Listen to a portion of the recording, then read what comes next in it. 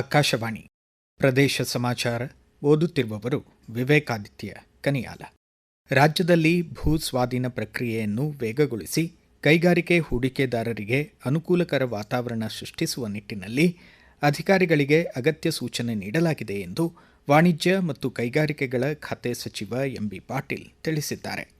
ಕರ್ನಾಟಕ ರಾಜ್ಯ ಕೈಗಾರಿಕೆ ಮೂಲಸೌಕರ್ಯ ಅಭಿವೃದ್ಧಿ ಮಂಡಳಿ ಹಾಗೂ ಕರ್ನಾಟಕ ಕೈಗಾರಿಕೆ ಪ್ರದೇಶ ಅಭಿವೃದ್ಧಿ ಮಂಡಳಿ ಅಧಿಕಾರಿಗಳೊಂದಿಗೆ ಸಭೆ ನಡೆಸಿದ ಸಚಿವರು ಚಾಲ್ತಿಯಲ್ಲಿರುವ ಯೋಜನೆಗಳು ಹಾಗೂ ಭವಿಷ್ಯದಲ್ಲಿ ಕೈಗೊಳ್ಳಬೇಕಿರುವ ಅಭಿವೃದ್ಧಿ ಯೋಜನೆಗಳ ಕುರಿತು ಮಹತ್ವದ ಮಾತುಕತೆ ನಡೆಸಲಾಗಿದೆ ಎಂದು ತಿಳಿಸಿದ್ದಾರೆ.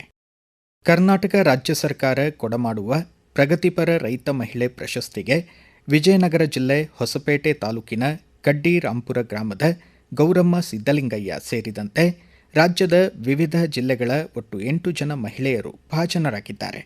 ಕಲಬುರಗಿಯಲ್ಲಿ ಆಯೋಜಿತ ಸಮಾರಂಭದಲ್ಲಿ ಪ್ರಶಸ್ತಿಗಳನ್ನು ಪ್ರದಾನಿಸಿ ಗೌರವಿಸಲಾಯಿತು. ಕಡ್ಡಿರಾಂಪುರ ಗ್ರಾಮದಲ್ಲಿ ಸಾವಯವ ಕೃಷಿ ಕೈಗೊಂಡು ವಿವಿಧ ಬೆಳೆಗಳನ್ನು ಬೆಳೆಯುತ್ತಿರುವ ಗೌರಮ್ಮ ಪ್ರದೇಶ ಸಮಾಚಾರಕ್ಕಾಗಿ ತಮ್ಮ ಸಂತಸ ಹಂಚಿಕೊಂಡಿದ್ದಾರೆ.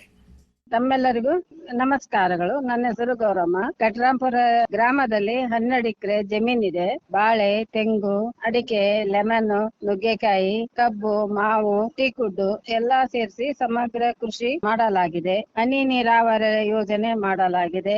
ಇವೆಲ್ಲ ಪ್ರಯತ್ನದಿಂದ ನನಗೆ ಕಲ್ಯಾಣ ಕರ್ನಾಟಕದಿಂದ ವಿಜಯನಗರ ಡಿಸ್ಟಿಕ್ಗೆ ನನಗೆ ಅವಾರ್ಡ್ ಸಿಕ್ಕಿದೆ. ಉತ್ತಮ ರೈತ ಮಹಿಳೆ ಎಂದು ನನಗೆ ಪ್ರಶಸ್ತಿ ಸಿಕ್ಕಿದೆ.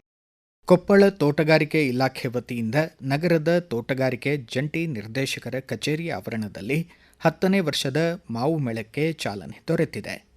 22ರವರೆಗೆ ಜರುಗುವ 10 ದಿನಗಳ ಮಾವು ಮೇಳದಲ್ಲಿ ಕೇಸರ್, ದಶಹರಿ, ತೋತಾಪುರಿ, ಮಲ್ಲಿಕ, ಬೆನೆಶಾನ್, ಸಿಂಧೂರಿ, ಇಮಾಮ್ ಪಸಂದ್ ಸೇರಿದಂತೆ ವಿವಿಧ ತಳಿ ಮಾವುಗಳ ಪ್ರದರ್ಶನ ಹಾಗೂ ಮಾರಾಟ ಮೇಳ ನಡೆಯಲಿದೆ.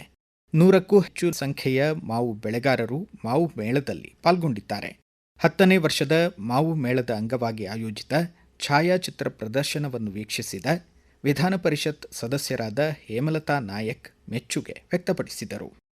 ಬಾಗಲಕೋಟೆ ತೋಟಗಾರಿಕೆ ವಿಜ್ಞಾನಗಳ ವಿಶ್ವವಿದ್ಯಾಲಯ ವಿವಿಧ ಸಂಸ್ಥೆಗಳ ಸಹಯೋಗದಲ್ಲಿ ಇದೇ 16, 17 ಹಾಗೂ 18ರಂದು 3 ದಿನಗಳ ಕಾಲ ಮಾವು ಮೇಳ 2026 ಆಯೋಜಿಸಿದೆ.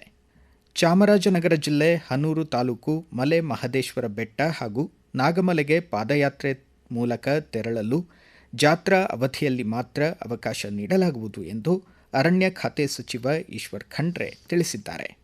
ನಾಗಮಲೆಗೆ ತೆರಳುತ್ತಿದ್ದ ಬಾಲಕ ಚಿರತೆ ದಾಳಿಯಿಂದ ಮೃತಪಟ್ಟ ಹಿನ್ನೆಲೆ ಕಾವೇರಿ ಹಾಗೂ ಮಲೆ ಮಹದೇಶ್ವರ ವನ್ಯಜೀವಿ ಧಾಮದ ಅಧಿಕಾರಿಗಳೊಂದಿಗೆ ವರ್ಚುವಲ್ ಮೂಲಕ ಸಭೆ ನಡೆಸಿದ ಸಚಿವರು ಮಹದೇಶ್ವರ ಬೆಟ್ಟಕ್ಕೆ ಶಿವರಾತ್ರಿ, ಯುಗಾದಿ ಜಾತ್ರೆ ವೇಳೆ ಮಾತ್ರವೇ ಕಾಲ್ನಡಿಗೆಯಲ್ಲಿ ಸಾಗಲು ಅವಕಾಶ ನೀಡುವಂತೆ ನಿರ್ದೇಶಿಸಿದರು. ವಿಶ್ವಪ್ರಸಿದ್ಧ ಹಂಪಿಯಲ್ಲಿ ಅನಧಿಕೃತವಾಗಿ ಕಾರ್ಯಾಚರಿಸುತ್ತಿರುವ ಹೋಮ್ ಸ್ಟೇ, ವಸತಿಗೃಹ ಹಾಗೂ ಗೆಸ್ಟ್ ಹೌಸ್ಗಳ ಮೇಲೆ ಜಿಲ್ಲಾ ಪೊಲೀಸ್ ವರಿಷ್ಠಾಧಿಕಾರಿ ಎಸ್. ಜಾಹ್ನವಿ ನೇತೃತ್ವದ ತಂಡ ದಾಳಿ ನಡೆಸಿ ಪರಿಶೀಲನೆ ನಡೆಸಿತು. ಮುಂದಿನ 5 ದಿನಗಳವರೆಗೆ ಉತ್ತರ ಒಳನಾಡು ಜಿಲ್ಲೆಗಳಲ್ಲಿ ತಾಪಮಾನ ಏರಿಕೆಯಾಗುವ ಸಾಧ್ಯತೆ ಇದ್ದು, ನಾಗರಿಕರು ಮುಂಜಾಗ್ರತೆ ಕ್ರಮಗಳನ್ನು ಪಾಲಿಸಿ ಸುರಕ್ಷಿತರಾಗಿರುವಂತೆ ಹವಾಮಾನ ಇಲಾಖೆ ಮುನ್ನೆಚ್ಚರಿಕೆ ನೀಡಿದೆ. ಉತ್ತರ ಕನ್ನಡ ಜಿಲ್ಲೆಯಲ್ಲಿ ಕುಡಿಯುವ ನೀರಿನ ಅಭಾವ ಮರುಕಳಿಸುವ ಗ್ರಾಮಗಳನ್ನು ಗುರುತಿಸಿ ಸಮರ್ಪಕವಾಗಿ ಕುಡಿಯುವ ನೀರು ಪೂರೈಕೆ ಮಾಡಲು ಕ್ರಮ ವಹಿಸುವಂತೆ ಉತ್ತರ ಕನ್ನಡ ಸಂಸದ ವಿಶ್ವೇಶ್ವರ ಹೆಗಡೆ ಕಾಗೇರಿ ಸೂಚಿಸಿದ್ದಾರೆ. ಗದಗ ಜಿಲ್ಲೆಯಲ್ಲಿ ತಾಪಮಾನ ಏರಿಕೆ ಹಿನ್ನೆಲೆ ಕುಡಿಯುವ ನೀರಿನ ಸಮಸ್ಯೆ ಉಂಟಾಗದಂತೆ ಎಚ್ಚರ ವಹಿಸಬೇಕು. ತಾಲೂಕು ಪಂಚಾಯಿತಿ ಕಾರ್ಯನಿರ್ವಾಹಕ ಅಧಿಕಾರಿಗಳು ತಮ್ಮ ವ್ಯಾಪ್ತಿಯ ಗ್ರಾಮಗಳಲ್ಲಿ ಸಮರ್ಪಕ ಕುಡಿಯುವ ನೀರಿನ ಪೂರೈಕೆಯಾಗುತ್ತಿರುವ ಬಗ್ಗೆ ಖಚಿತಪಡಿಸಿಕೊಳ್ಳಬೇಕು ಎಂದು ಜಿಲ್ಲಾ ಉಸ್ತುವಾರಿ ಕಾರ್ಯದರ್ಶಿ ಡಾ.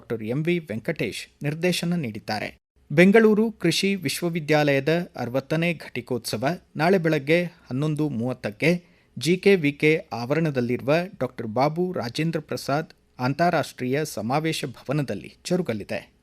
ಇಂದು ಹಿರಿಯ ಸಾಹಿತಿ ಪದ್ಮವಿಭೂಷಣ ಆರ್.ಕೆ. ನಾರಾಯಣ್ ಅವರ ಪುಣ್ಯತಿಥಿ.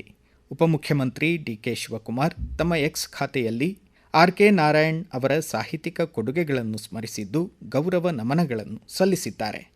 ಕೇಂದ್ರ ಸರ್ಕಾರದ ಬೆಂಬಲ ಬೆಲೆ ಯೋಜನೆಯಡಿ ಬಾಗಲಕೋಟೆ ಜಿಲ್ಲೆಯ ರೈತರಿಂದ ಎಫ್ಎಕ್ಯೂ ಗುಣಮಟ್ಟದ ಸೂರ್ಯಕಾಂತಿ ಖರೀದಿ ಪ್ರಕ್ರಿಯೆ ಆರಂಭಿಸಲಾಗಿದ್ದು, ಪ್ರತಿ ಕ್ವಿಂಟಾಲ್ಗೆ 7,721 ರೂಪಾಯಿ ದರ ನಿಗದಿಪಡಿಸಲಾಗಿದೆ ಎಂದು ಜಿಲ್ಲಾಧಿಕಾರಿ ಸಂಗಪ್ಪ ತಿಳಿಸಿದ್ದಾರೆ. ಇಲ್ಲಿಗೆ ಪ್ರದೇಶ ಸಮಾಚಾರ ಮುಕ್ತಾಯವಾಯಿತು. ನಮ್ಮ ಮುಂದಿನ ರಾಷ್ಟ್ರೀಯ ವಾರ್ತಾ ಪ್ರಸಾರ ಮಧ್ಯಾಹ್ನ 1:10 ನಿಮಿಷಕ್ಕೆ.